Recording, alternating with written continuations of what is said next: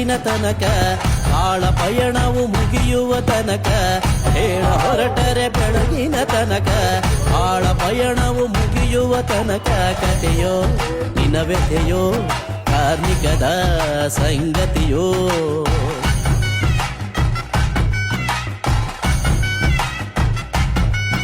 ಏನೆಂದು ವರ್ಣಿಸಲಿ ಸೊಬಗೆಂದು ಬಣ್ಣಿಸಲಿ ಆಸೆ ತೆಂಬರೆಸದ್ದು ಕಲೆಯುವುದು ಕುಣಿತದಲ್ಲಿ ಏನ್ ಚಂದ